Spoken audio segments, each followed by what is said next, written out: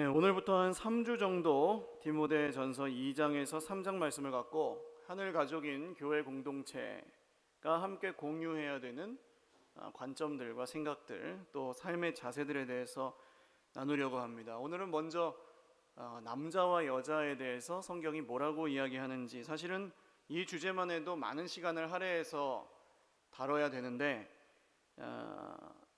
아직 이게 여러분 정리되지 않은 주제입니다. 한국 교회 안에서는 성경이 말하는 바는 분명히 정해져 있겠죠. 하나님이 이랬다 저랬다 하시는 분이 아니니까. 그런데 바울의 시대로부터 2000년이 지난 지금까지도 남자와 여자에 대한 수많은 다른 관점들과 견해들이 교회 안팎에 이제 난립하고 있어요. 그 결과로 어떤 성대결이나 성차별, 혹은 역차별이라고 부르는 것들이 실제로 지금도 일어나고 있고, 그런 것들을 그냥 당연하게 여기고 살아가는 그런 체념, 반은 포기, 그런 것들도 있습니다. 일단 부탁드리고 싶은 말씀은요, 이 이야기를 남녀 간의 어떤 대결 구도로 생각하면 벌써 함정에 빠진 겁니다. 누가 이기고 지고, 누가 기득권을 갖고, 누가 더 힘이 세고 약하고, 이런 문제로부터 시작하면 남녀 관계에는 답이 없습니다. 가정에서 다 그건 이미 경험하셨을 줄로 알고요. 그런데 이 대결 구도로부터 벗어나서 하나님이 우리에게 원하시는 것을 생각해 보면 이 문제를 좀 풀어갈 수 있는 실마리가 거기에 있을 거라는 생각이 들어요. 전통적으로 유명한 이 이야기를 좀 여러분 왜 하느냐 하면, 이제 이게 말하자면 폭탄입니다. 그러니까 우리 교회는 대한예수교 장로의 합동교단에 속해 있거든요. 이제 합동교단은 여성에게 목사 안수를 주지 않습니다. 똑같이 공부를 신대원에서 3년을 해도 여성은 목사 안수를 받을 수 없어요. 왜냐하면 이제 이런 구절을 근거로 많이 들거든요. 그런 지금 우리 어떻게 보면 보수 기독교에 속한 교단의 교회에서 신앙생활을 하고 계시는데, 우리가 이제 그런 것들을 어떻게 바라봐야 될지에 대한 생각들은 이제 점점 정리를 해나가야 된다는 생각이 들어서 한 번쯤 나눠야 되겠다라는 마음이 들었습니다. 건강한 관점은 한 가지 좀 예를, 실제 있었던 일인데 예를 들어서 말씀을 드리는 게 좋을 것 같아요. 신학대학원에 설교 대회가 있습니다. 설교 대회라는 걸 하는데 1년에 한 번씩 하거든요. 그런데 거기에는 남자 원우나 여자 원우나 다 참가를 할 수 있어요. 그래서 이제 설교를 참 은혜롭게 잘 전하신 분이 1등을 하겠죠. 근데 이제 제가 이제 학교 다닐 때에 여자 원우가 설교 대회에서 1등을 하셨습니다. 근데 이 여자 원우가 1등을 하니까 학교에서 이제 좀 어려움이 생겼어요. 뭐냐면 1등을 한 원우에게 수요 예배를 설교를 할 수 있는 한 번의 기회를 주거든요. 근데 남자들이 1등 했을 때는 괜찮았는데 여자 전도사님이 1등을 하니까 이분을 이제 설교 강단에 세워야 되느냐라는 문제로 이제 이슈가 된 거죠. 사실은 좀 별 고민 안 해도 되는 문제인 것 같은데, 그래서 이제 의논 끝에 결론이 뭐였냐 하면, 그 당시 이제 교수님, 기숙사장이었던 교수님 한 분이 한 5분 정도 앞에서 설교를 하고, 그 다음에 여전도사님이 나머지 부분을 맡아서 설교를 하는 걸로 그렇게 결정이 됐어요. 그런데 이제 그 다음에 벌어진 일이 어땠냐면, 이 여전도사님이 저는 그 기회를 감사하지만 사양하겠습니다 하고 고사를 했어요. 하지 않겠습니다 라고. 그리고 이 설교 대회를 1등을 하면 그 학기에 전액 장학금을 줍니다. 그런데 이 여전도사님은 벌써 성적 1등을 해가지고 장학금을 한 목 받았어요. 그리고 또 설교 대회 1등을 해가지고 또 한 목을 받은 거죠. 그런 이 추가로 받은 장학금을 어려운 남자 원우에게 그냥 쾌척했습니다. 이런 결말이었어요. 저는 이런 게 성경적인 남녀 관계를 바로 이해한 사람의 아름다운 어떤 행동이라고 생각을 합니다. 그러니까 남녀의 어떤 차별이나 서로의 우위나 대결이 아닌 정말로 그 모든 것을 덮는 남자는 남자에게 주신, 여자는 여자에게 주신 모습으로 사랑하는 것이 이 문제의 해답이라고 생각이 들어요. 그런데 이 전통적으로 유명한 구절인 이 11절에서 14절까지의 오늘 말씀, 이 전통적인 해석을 따르면 이 구절이 여성에게 불리하게 적용되어 왔습니다. 봐라, 바울이 성경에 여자는 일체 순종함으로 조용히 배우라고 했고 가르치거나 남자를 주관하지 못하게 했으니까 그것이 오늘날까지 우리가 지켜야 될 원칙이다. 유교적이고 이 가부장적인 어떤 세상의 원리와 아주 묘하게 일치하잖아요. 그러다 보니까 남자는 하늘, 여자는 땅, 그렇게 생각해 온 겁니다. 근데 문제는 뭐냐 하면 벌써 지금 제가 평소와 다른 걸 느껴요. 묘한 긴장이 있습니다. 이런 이슈가 딱 나오면요, 불편해요. 들을 때 이제 그런가 보다 하시긴 하는데 불편해요. 아마 그런가 보다 하시는 분들은 이제 워낙에 그렇게 살아왔으니까 뭐 이제 와서 뭘 달라지겠느냐, 그런 약간 반은 포기하시는 면도 있는 것 같고, 또 문제는 교회 안에서 어떤 성 대결의 구도가 벌어지면 안 되지만 벌어졌을 경우에 이 구절을 이제 남자들이 무기로 사용하는 그런 예들이 너무 많아 왔다는 거죠. 그러나 하나님은 교회 안에서 말씀을 갖고 싸우라고 우리에게 성경을 주신 적이 없습니다. 사랑하라고 주셨죠. 어쨌든 그래서 저는 이 구절에 대해서 교회에서 설교해 본 적이 없습니다. 오늘 처음이에요. 근데 오늘 조금 깊이 있게 살펴보면서 정말 그런가라는 질문을 이제 다 같이 생각을 해볼 겁니다.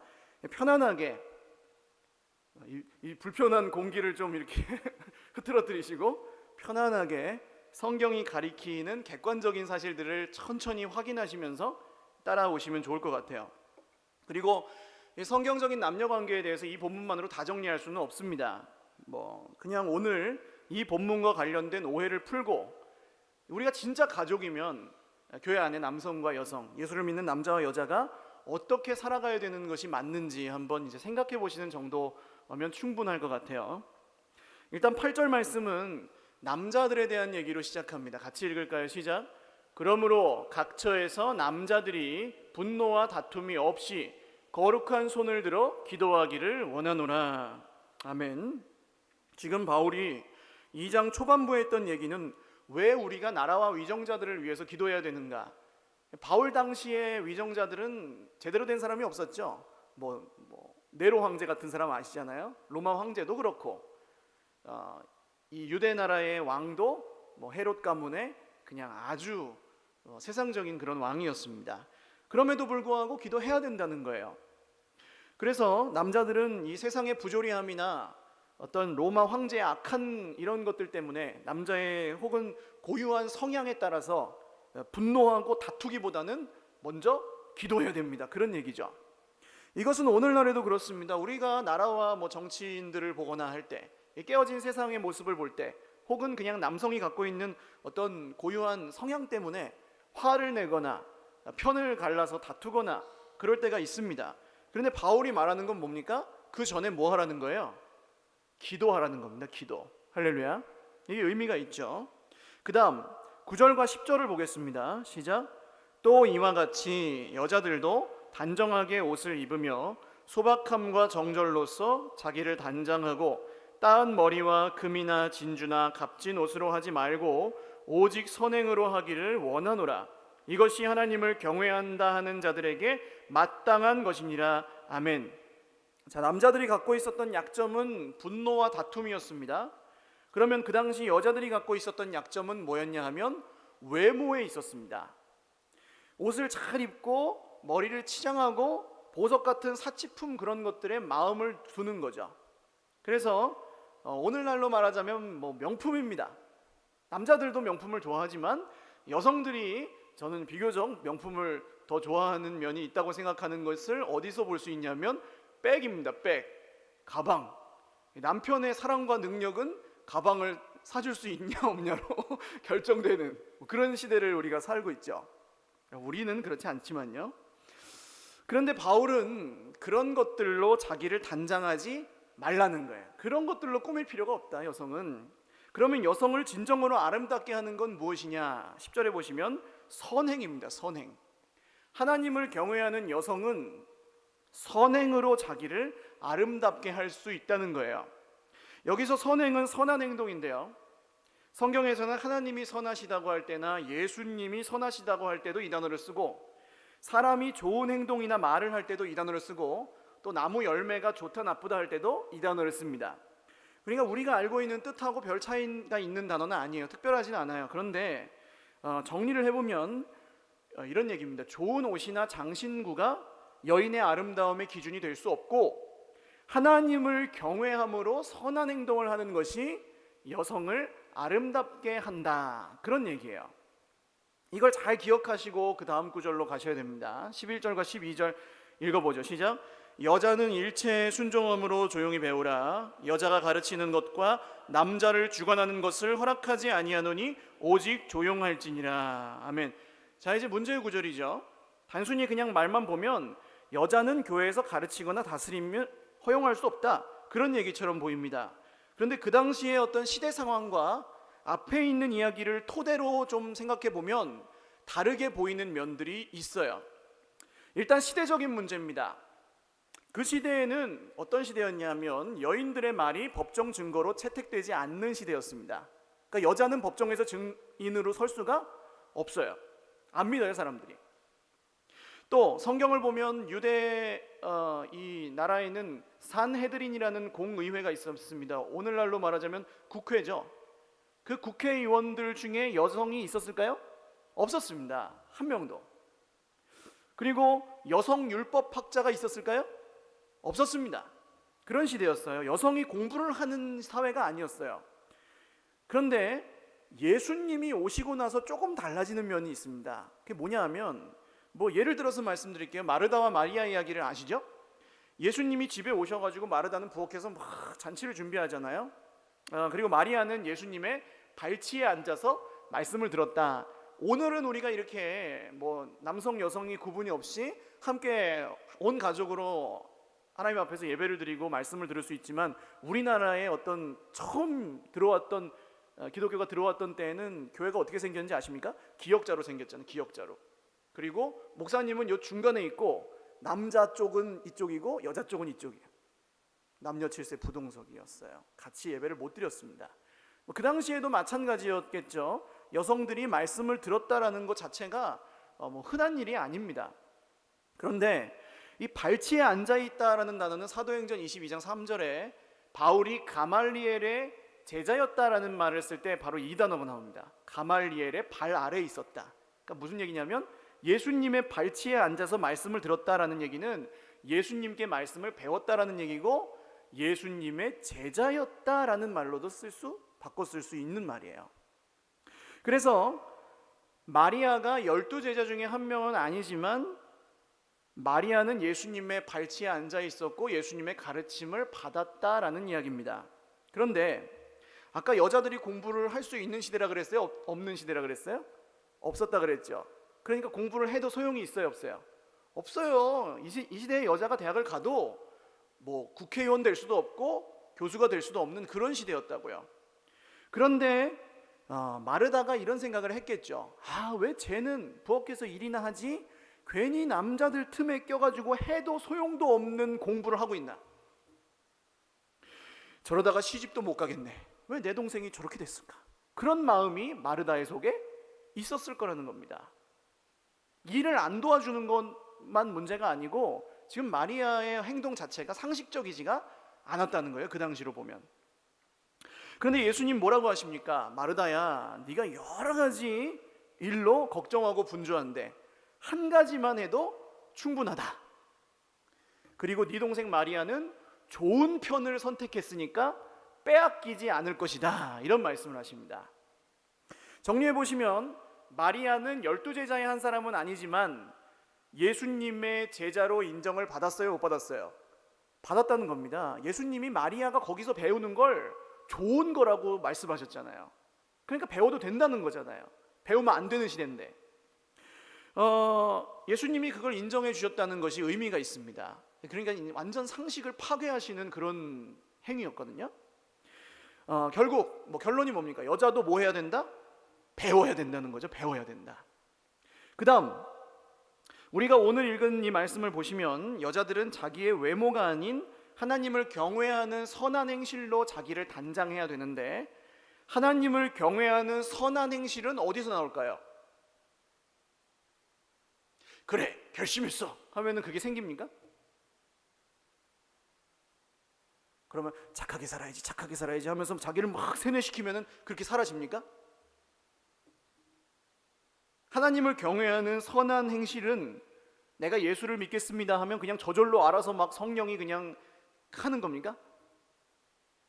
아닙니다. 하나님을 경외하는 선한 행실은 오직 말씀으로부터 나옵니다. 할렐루야.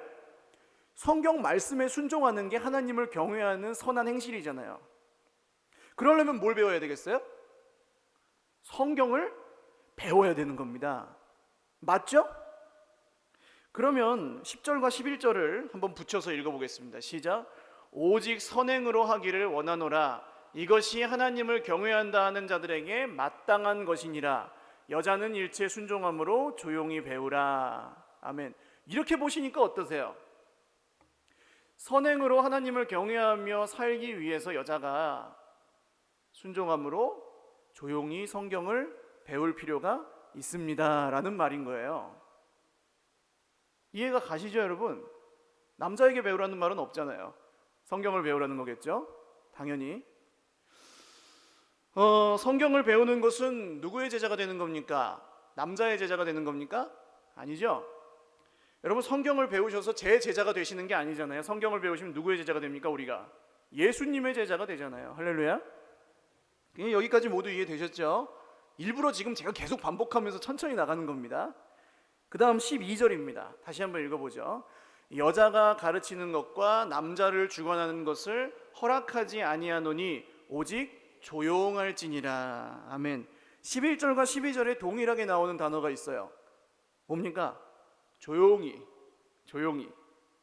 조용히 하라는 건 뭐가 문제가 될 때 하는 얘기입니까? 저희 애가 밤에 잠을 안 잘 때 엄마가 조용히 해라 라고 얘기합니다. 잠은 안 자고 막 쉴 새 없이 떠들 때, 뭐가 문제일 때 조용히 하라 그래야 돼요? 말이 문제일 때 조용히 하라는 말을 쓰겠죠? 당연히 뭐 그냥 막 이렇게 쿵쾅거리고 그런 것 때문에 조용히 하라는 건 아니잖아요. 여기서 말 때문이지. 다시 정리하면 하나님을 경외함으로 선행을 해야 되는데 그게 지금 뭐의 방해를 받고 있습니까? 말의 방해를 받고 있는 거예요. 말. 그게 지금 문제가 되고 있는 거죠. 말 때문에 문제가 생기는 사람은 교회에서 가르치거나 남자를 주관할 수 있어요, 없어요? 없죠.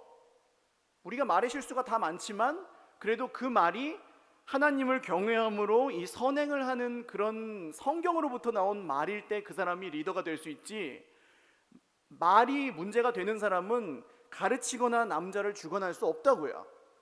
그렇다면 여자에게만 이 말이 적용되느냐? 남자는 말 실수를 안 할까요? 남자는 다 맞는 말만 할까요? 그렇지 않죠. 상식적으로도 그럴 리가 없고. 그러면 여자는 오직 조용히 하라고 했으니까 교회에서나 어디서나 말을 아예 하지 말라는 얘기일까요? 그것도 아니에요. 어떻게 그렇게 살 수가 있겠습니까? 사람이. 그것도 여자분들이. 이 두 가지를 합쳐서 생각해 보겠습니다. 그 당시에는 여자들이 배우는 것이 보편화되어 있지 않은 상황이었어요. 그러다 보니까 남자들보다 여자들이 성경을 배우지 못하는 경우가 더 많았습니다. 그런데 성경을 배우지를 못하니까 하나님을 경외함으로 선을 행할 능력이 없는 겁니다. 못 배워서. 성경을 배우지 않은 사람이 그런데 앞에 나서서 가르치고 다른 사람들을 주관하려고 하니까 문제가 생겨요, 안 생겨요? 생긴다는 거예요. 대표적인 예가 빌립보서 4장 2절과 3절에 나오는 유오디아와 순두계라는 여인입니다. 같이 한번 읽어보시죠. 시작. 내가 유오디아를 권하고 순두계를 권하노니 주 안에서 같은 마음을 품으라. 또 참으로 나와 멍에를 같이한 내게 구하노니 복음에 나와 함께 힘쓰던 저 여인들을 돕고 또한 글레멘드와 그 외에 나의 동역자들을 도우라. 그 이름들이 생명책에 있느니라. 아멘. 이 빌립보 교회에 유오디아와 순두계라는 두 여인이 있었는데 이 여인들은 바울과 함께 복음에 힘썼던 사람들이에요. 함께 힘썼다라는 단어는 성경에 몇 번 나오지 않는데 동등한 관계에서의 협력을 의미합니다. 두 번 나오는데 빌립보서 1장 27절에 나오거든요. 같이 한번 읽어보죠. 시작. 오직 너희는 그리스도의 복음에 합당하게 생활하라. 이는 내가 너희에게 가보나 떠나 있으나 너희가 한 마음으로 서서 한 뜻으로 복음의 신앙을 위하여 협력하는 것과 아멘. 요 단어가 바로 그 단어입니다. 함께 힘썼다. 바울이 빌립보 성도들에게 협력하라고 하는데 서로 그거는 누가 누구보다 위에 있고 아래에 있다는 이야기가 아니고 같이 하라는 거죠. 그래서 유오디아와 순두계는 복음을 전하는 일에 바울과 함께 협력하는 여성 사역자들이었을 가능성이 큽니다. 그런데 이 여성 사역자들 두 명이 마음이 같지 않아서 서로 다투고 싸운 거예요. 당연히 문제가 생겼겠죠. 평범한 사람들이 싸워도 문제인데 사역자들이 싸우니까 더 큰 문제가 생긴 겁니다. 이 앞에서 가르치고 복음에 힘썼던 사람들이 싸우니까 바울이 주 안에서 같은 마음을 품으라고 권한 것이고 성도들에게는 그 여인들을 도와줘라 그런 겁니다. 정리하면 남자 여자를 물론하고 성경을 배우지 못한 사람이 남을 가르치거나 돌볼 수 있느냐? 물론 할 수 있죠. 그러나 하나님의 말씀으로 그것을 할 수 있느냐라면 없습니다. 우리가 교회 안에서 하는 모든 사역과 또 우리 삶에 살아가는 모든 삶은 하나님의 말씀에 합당해야 합니다. 할렐루야. 그래서 그게 이제 오늘 바로 성경에 나오는 선행이죠. 선행. 그런데 그게 잘 안 되는 것은 아는데 못하는 것도 있겠지만 근본적으로 배우려고 하지 않기 때문에 일어나는 문제일 수 있다는 거예요. 성경을 배우는 건 내 일이 아니다. 그런 오해. 어떤 믿음 좋은 사람들이나 똑똑한 사람들이 배워야 되는 거다. 그런 생각.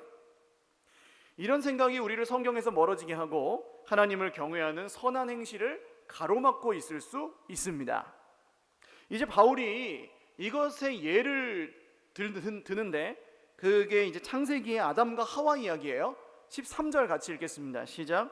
이는 아담이 먼저 지음을 받고 하와가 그 후며. 아멘. 자, 이 구절만 보시면 아담이 먼저 지음을 받았기 때문에 모든 남자와 여자가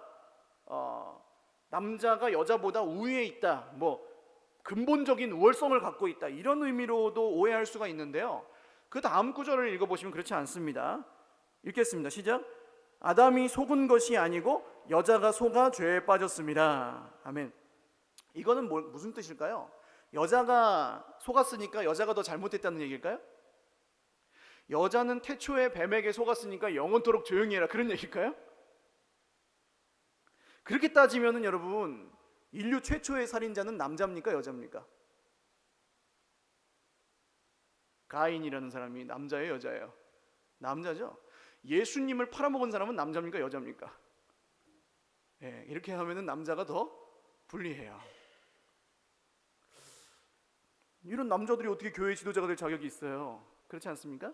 그렇게 따지면 실제로 여러분 그럼 창세기 말씀에서 좀 확인해 보실 게 있어요. 창세기 2장 15절에서 18절입니다. 시작. 여호와 하나님이 그 사람을 이끌어 에덴 동산에 두어 그것을 경작하며 지키게 하시고 여호와 하나님이 그 사람에게 명하여 이르시되 동산 각종 나무의 열매는 네가 임의로 먹되 선악을 알게 하는 나무의 열매는 먹지 말라. 네가 먹는 날에는 반드시 죽으리라 하시니라.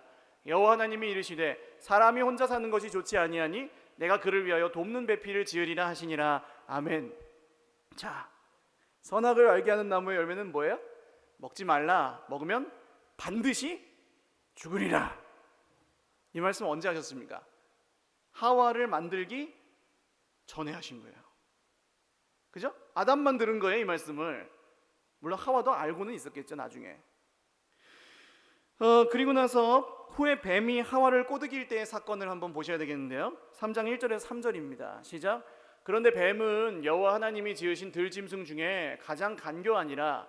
뱀이 여자에게 물어 이르되 하나님이 참으로 너희에게 동산 모든 나무의 열매를 먹지 말라 하시더냐.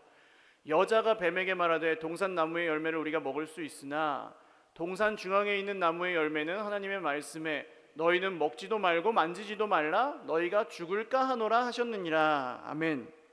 자세히 읽어보시면 아까 하나님이 하신 말씀과 뭐가 좀 다르죠. 만지지도 말라라는 말은 새로 들어갔어요. 여기에 먹지 말라고 하셨는데 만지지도 말라는 말이 새로 들어갔죠. 그리고 반드시 죽을 것이다라는 말이 좀 바뀌죠. 죽을까 하노라. 죽을 수도 있고 안 죽을 수도 있다는 의미가 단어가 들어갑니다. 여기 하나님의 말씀을 지금 하와가 제대로 알고 있어요? 모르고 있어요? 모르고 있습니다. 이 굉장히 중요한 거예요, 여러분. 그래서 지금 없는 것을 더하기도 하고 있는 것을 바꾸기도 하고 그러는 거예요. 여자가, 이 하와가 몰라서. 자, 그러면 신약 성경은 아담이 죄를 범했다고 합니까? 하와가 죄를 범했다고 합니까? 신약 성경은요, 죄와 관련돼서 하와의 이름이 나오는 적이 한 번도 없습니다. 전부 아담이 죄를 범했다고 합니다. 하와의 죄가 더 크고 하와가 속은 게 더 큰 책임이라면 하와의 이름이 나와야 되는데 아담이 원죄를 지었다고 나온다고요. 그 이유가 뭡니까? 이겁니다. 아담은 하나님의 말씀을 직접 듣고 제대로 알고 있었죠. 그런데 하와는 말씀을 제대로 알았어요? 몰랐어요? 몰랐습니다. 잘못 알고 있잖아요, 지금. 그래서 하와가 속은 것이 시작이기는 하지만 아담은 어떻습니까? 핑계가 없는 거예요. 이 사람은 알면서도 죄를 지은 거예요. 하나님의 명령을 제대로 알면서도 죄를 지었어요.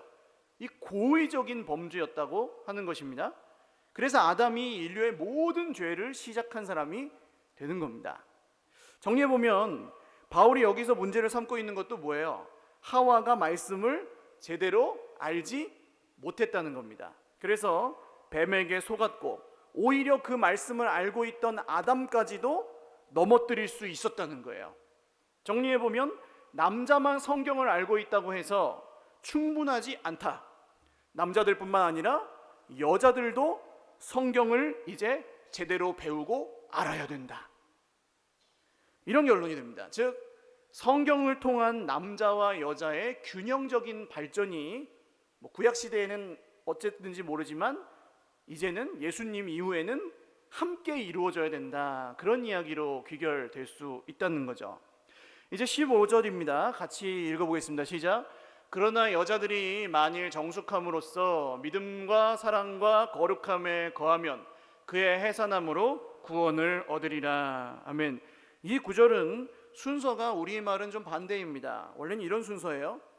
그러나 구원을 얻으리라. 아이를 낳음을 통해서 만약에 여자들이 계속해서 머무른다면 믿음과 사랑과 거룩함에 절제함으로, 이런 순서로 거꾸로 되어 있습니다. 여자들이 선행, 즉 이 믿음과 사랑과 거룩함에 절제함으로 계속해서 머무를 수 있는 유일한 길은 뭘까요? 지금까지 이제 읽은 말씀에 따르면 뭘 배워야 돼요? 뭘 배워야 됩니까? 성경을 배워요. 성경을 배워서 그렇게 살면 아이를 낳음을 통해서 구원을 받는데요. 이 구원은 예수님을 믿어서 받는 구원이랑은 일치되는 의미가 아닙니다. 일부 교집합은 있겠지만 일치하지는 않아요. 그렇게 따지면은 세상에서 아이를 낳을 수 있는 여자만 구원을 받을 거 아닙니까? 남자는 구원 못 받고. 근데 그렇지 않겠죠? 그럼 이 말씀은 무슨 뜻입니까? 창세기로 다시 돌아가 보시면 아실 수 있는데요. 죄로 인한 형벌이 무엇입니까? 여성에게 주어진 것만 보죠. 시작.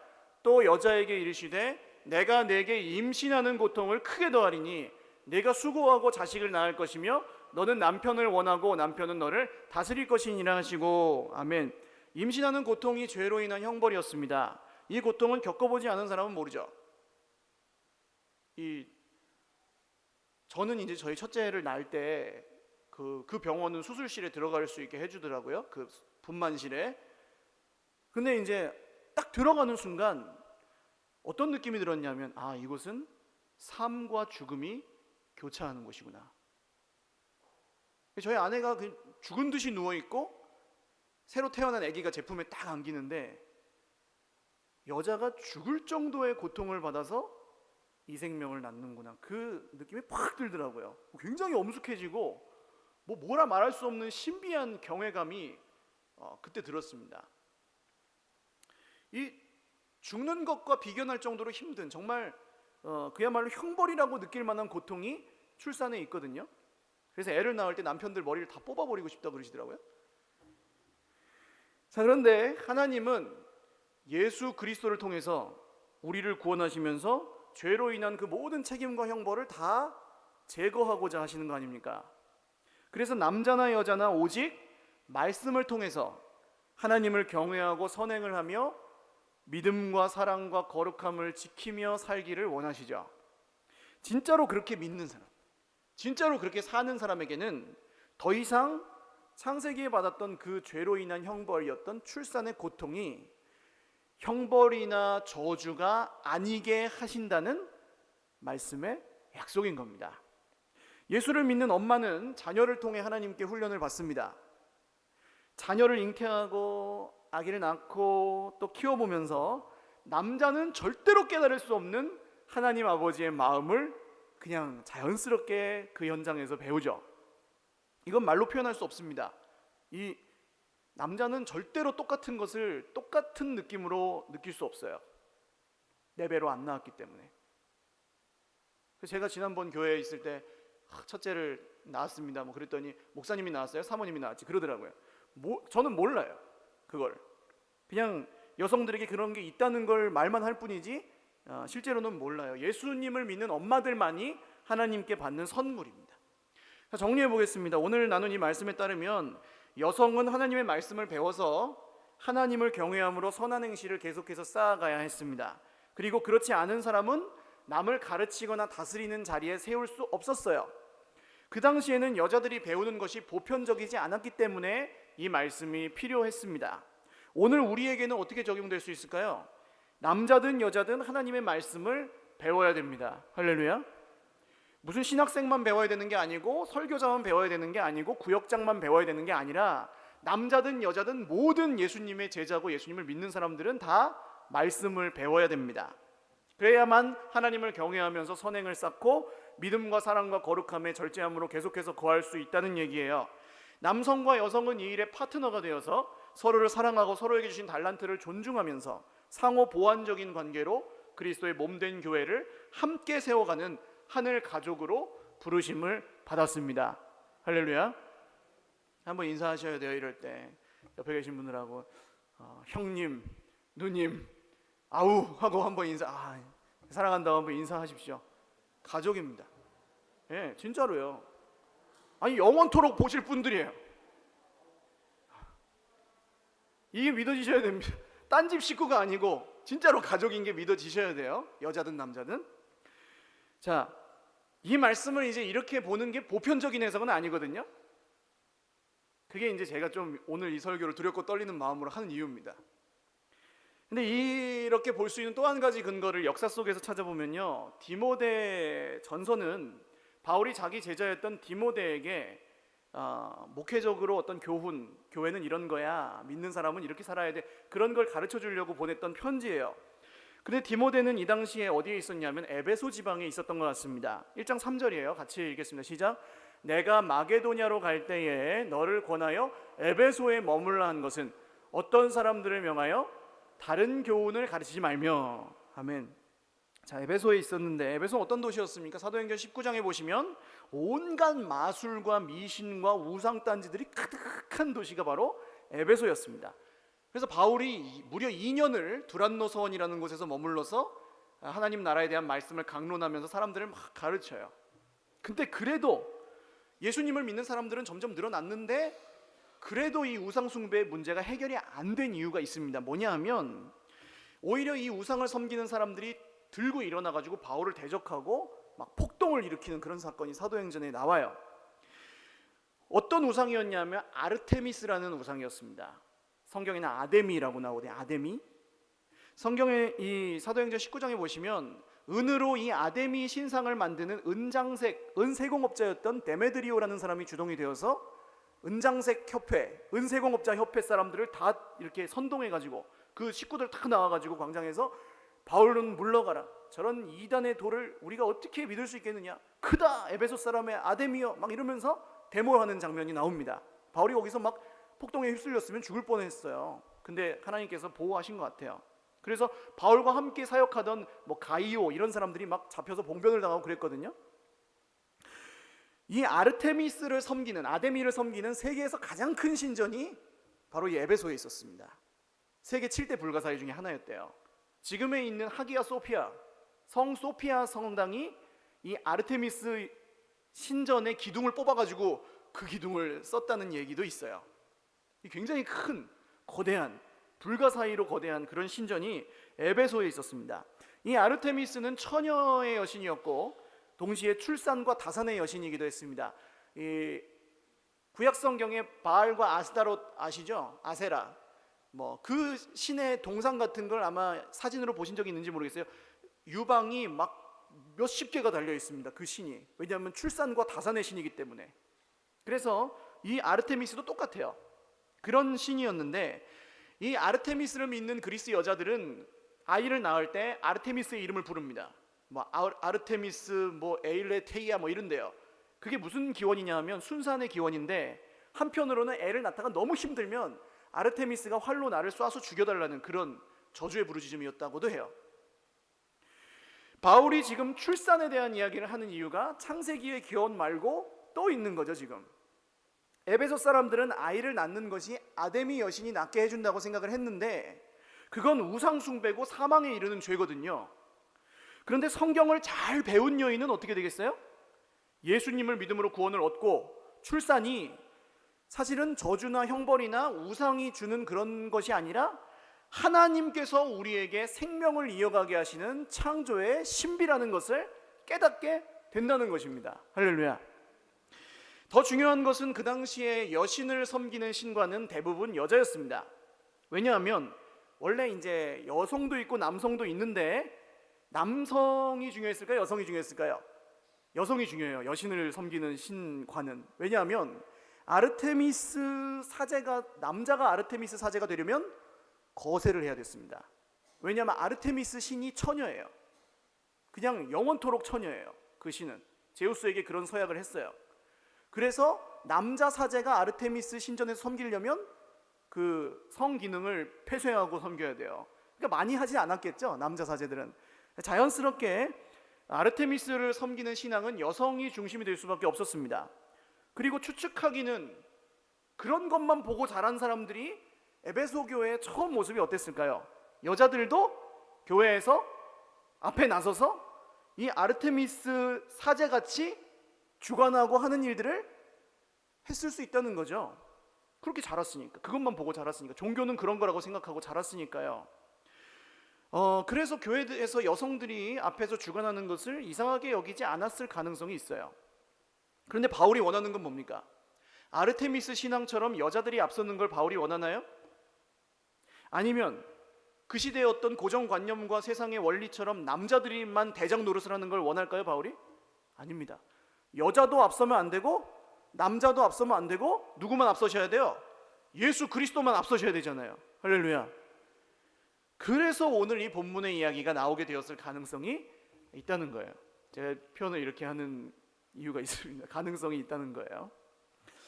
즉 이런 거죠. 너희들이 이전에 믿었던 아데미 신앙처럼 여자들이 앞서서 주인 노릇을 했지만 예수님을 믿는 것은 성경을 배운 사람들, 예수님을 믿는 사람들이 앞에서 가르치고 남을 섬겨야 하는 게 맞다. 그게 교회다. 이런 얘기를 이제 바울이 하고 있다는 겁니다. 말씀을 정리하겠습니다. 지금 뭔가 막 숨막히는 긴장감이 있는데 이 본문 하나로 남녀관계 전부를 정리할 수는 없어요. 적어도 남자와 여자는 대결 관계가 아니라는 것은 꼭 기억하고 가셨으면 좋겠고, 누가 누구를 다스리는 관계도 아니라는 것을 기억하십시오. 함께 성경을 배우고 자라가야 하는 형제 자매, 즉 가족이라는 것을 꼭 기억하시기를 주님의 이름으로 축원합니다. 이것은 오늘날에는 여성에게만 해당하는 내용이 아니에요. 남성들에게도 동일하게 오직 성경을 배워야만 예수님을 믿는 믿음으로 살 수 있습니다. 갈라디아서 3장 28절 말씀 읽고 마치죠. 같이 읽겠습니다. 시작. 너희는 유대인이나 헬라인이나 종이나 자유인이나 남자나 여자나 다 그리스도 예수 안에서 하나이니라. 아멘.